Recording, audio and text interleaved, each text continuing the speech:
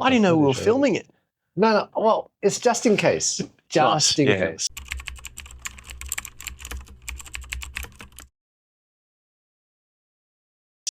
So the first piece I'm going to share with you is music to your ears. It's on fractional leadership and fractional work. Well, first question first. Do you consider yourself as a fractional chief marketing officer in that definition? Definitely in a sense, yeah. But depending on the client. So there's one client that I have which is where they are my main client and I spend probably 80 to 90% of my time on them. So in their instance, it's probably not fractional, but for other clients, definitely, yeah. Do you think they see you as fractional? Because clearly you're not on their books officially as full-time, but they see you every other day. How do you think they feel about you? Do they feel that you're full-time? And does it really matter, I guess? I don't think it matters, but I think they definitely see me as full-time. Okay. Yeah, they definitely see me as an employee. Yeah. Certainly the way they treat me like an employee and one of the team and all that.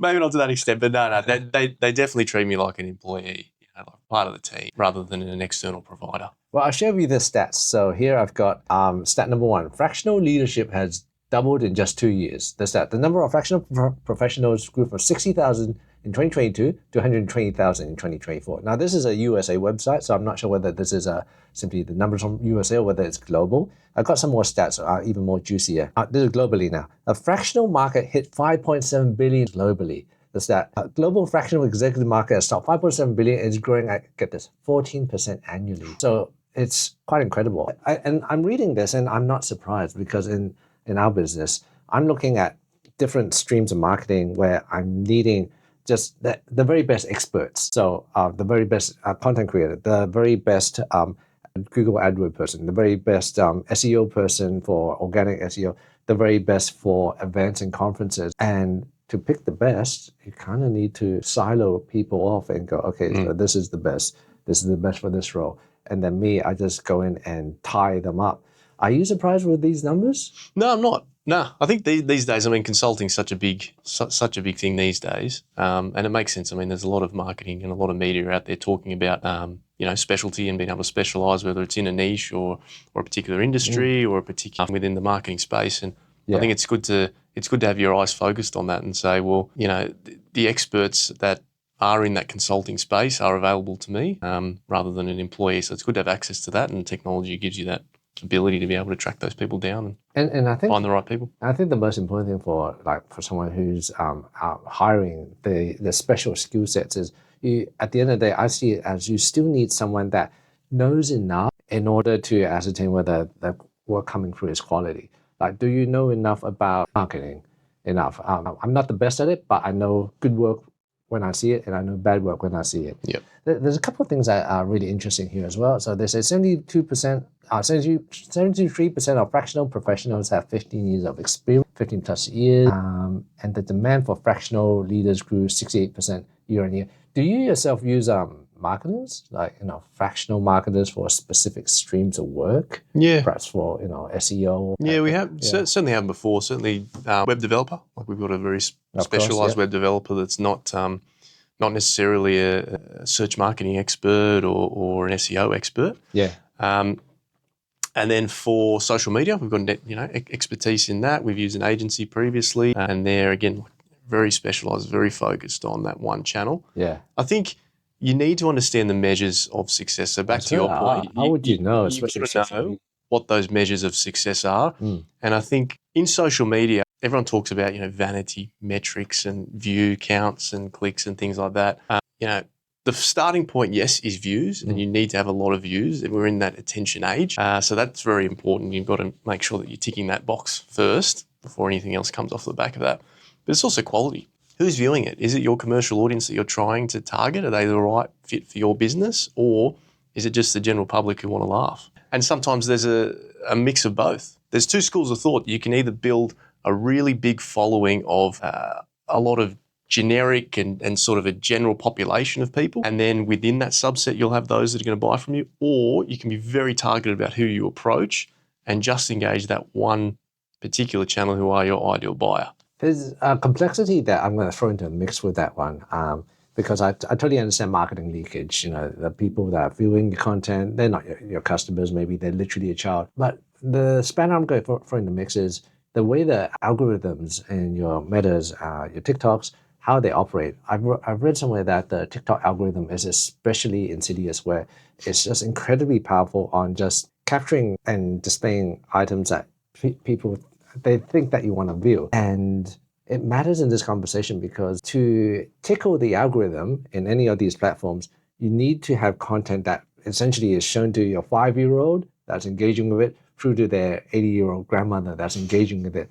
And only by then is the algorithm tickled enough to make it go viral. I've always struggled. My wish list was, I only want Aussie customers, B2B, and I want them to be ages between 20 and 40 only. I don't want to talk to anyone else.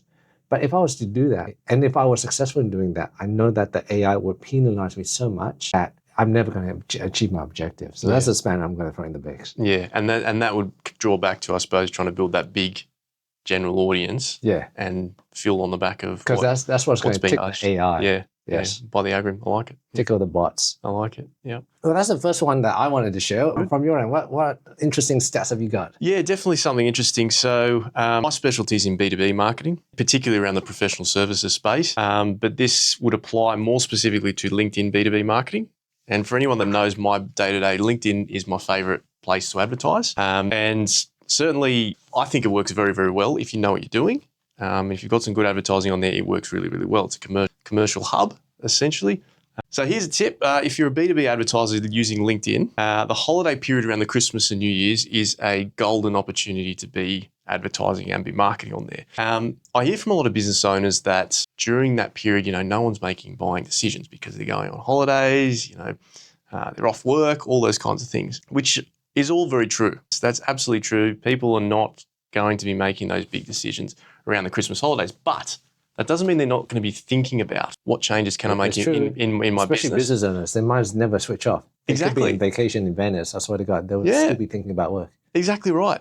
So you're still going to have those ideas around it. And yes, you may not be sitting down with a new vendor or a new provider during that holiday period, but you're at least going to be having a bit more bandwidth and a bit more time on your hands and a bit more breathing space to step back and think about working on the business rather than in it, essentially. So the businesses that pull back from marketing during that time, I think are really missing a trick. And the full picture that we have to take into account is, if you're not marketing during that period of time, you're not understanding that, yes, business owners are still active on LinkedIn at that time. That is when they've got less work on their hands and more time to look at their LinkedIn.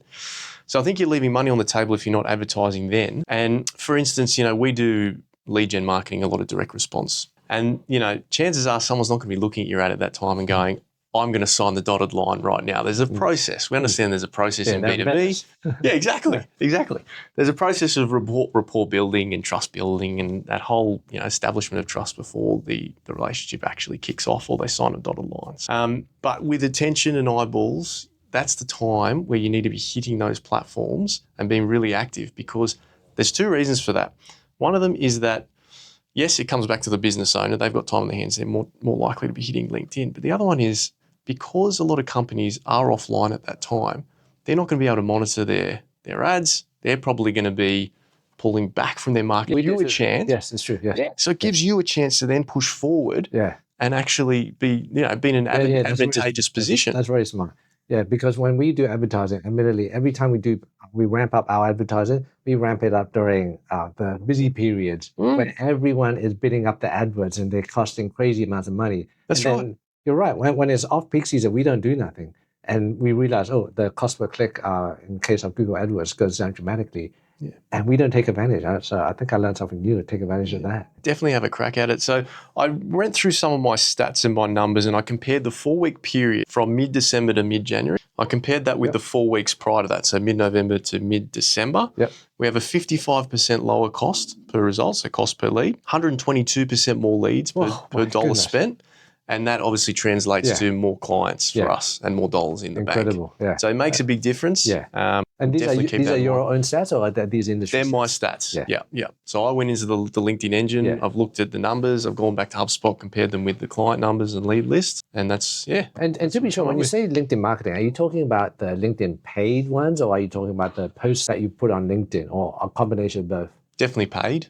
I haven't tried it with the organic stuff, but I reckon it would probably work similar on that. But yeah, those numbers. Yeah, organic's tricky on LinkedIn because unless you have a big following or a big database, your stuff already gets seen. Unlike maybe Instagram, where there's I think it's the Reels they call it, where your stuff is shown to all the strangers, whereas LinkedIn is quite closed. There's only people you're associated with. I did learn something quite interesting about LinkedIn paid advertising by Neil Patel. Neil Patel is this marketing guru guy in America. And he says for LinkedIn marketing, you want to set your audience as broad as possible. So even though you, like me, to reiterate, I want the B2B client, Australia only, I want 18 to 40-year-olds, no one else, procurement and marketing preferable. You don't want to narrow down your funnel to be that exact demographic. You want a wider demographic. The reason being is that if you narrow it too much, the AI doesn't have time to train itself. And so you're exposing yourself to a small piece. So maybe it's not the marketing officer. Maybe it's a general manager of companies that make a purchase order.